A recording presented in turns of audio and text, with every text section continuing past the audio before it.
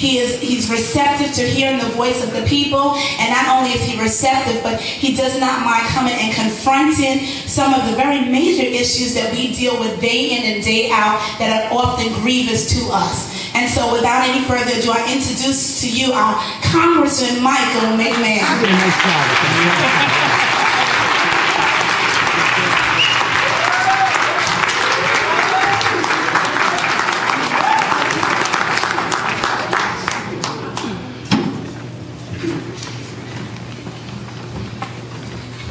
My, what a beautiful day the Lord has made for us, wouldn't you say? Good to see you. I know, well, I guess we're not in a church proceeding, but we are still in the house of God, and we must be mindful of that. Good afternoon to you all, and Minister Marcia, thank you for that wonderful introduction. And when you spoke just before and mentioned me as part of the family, that was great, and it warmed my heart. I wasn't so crazy about the position you gave me, because I always thought of myself as the brother in the family, the son in the family, but I guess midlife has moved me on now. So now it's father and uncle and most importantly, at least you didn't say grandfather yet, although my hair is coming in. But I appreciate that very much, and I am privileged and honored to be here.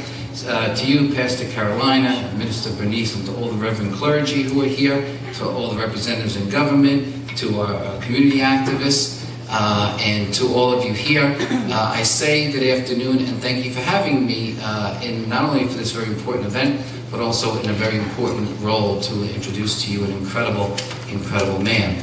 To the young ladies here, if you're wondering who I am, let me put it into perspective for you. You were just this past week into the courtroom with Judge Judy, correct? Right? And you all visited her. Well, I'm her husband, so that's my number one.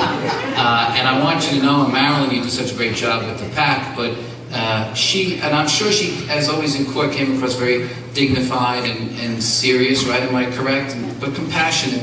But I want you to know she was so excited about your visit, almost with such a, I'll call it a little girl's excitement, or a young lady's excitement, getting ready and preparing for it. She was so thrilled that you were there, and she looks forward to having you all back. And I know she would be as thrilled as I am as you did the introduction and hear how many lawyers are in the room, and that is just a wonderful and encouraging thing. A tribute to education, and ties in greatly to your honoree, who is a pioneer, a very young pioneer, in education in Staten Island, the city of New York.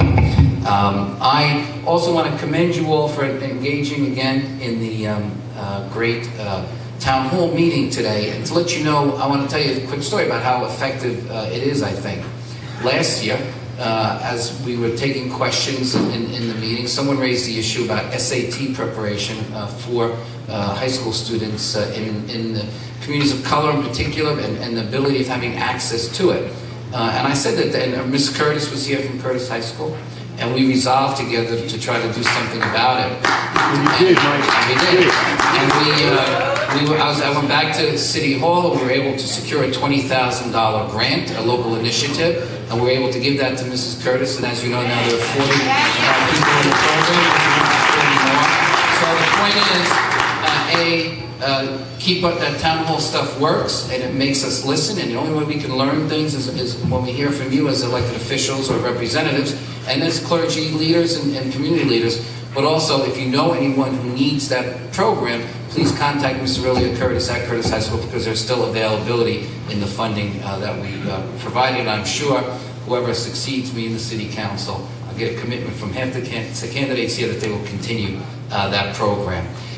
It is now my privilege and honor to introduce to you someone who I've met before fleetingly, but had the honor and opportunity to meet with at a longer time, less than a year ago. And I certainly consider him a very dear friend. So let me give you his biography and then tell you a short story from my personal anecdote from me. Congressman Rangel's journey to become the first African American to head the House Ways and Means Committee, which is responsible for the overview of issues such as tax revenue, legislation, economic policy, welfare, Social Security, and health care, has been an interesting one marked by innumerable achievements. After dropping out of high school, Congressman Rangel enlisted in the Army and served in the Korean War, where he earned the Purple Heart and the Bronze Star for Valor.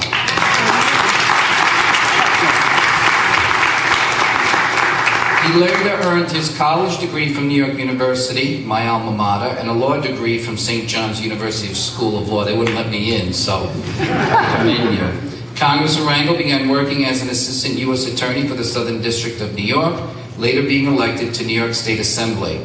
His tenure in the House of Representatives began in 1971 after he won the seat which represented his own neighborhood of Harlem, which had previously been held by the legendary Adam Clayton Powell, Jr. For the past 40 years, Congressman Rangel has tackled every issue from drug trafficking to fair sentencing to veterans' rights. He has authored numerous pieces of legislation.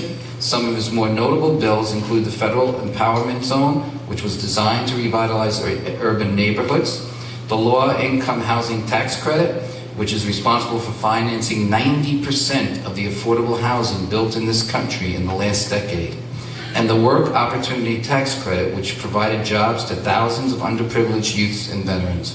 In 1987, he successfully fought to amend the tax code to deny foreign tax credits to U.S. companies in South Africa, which at that time was a crippling blow to the South African apartheid.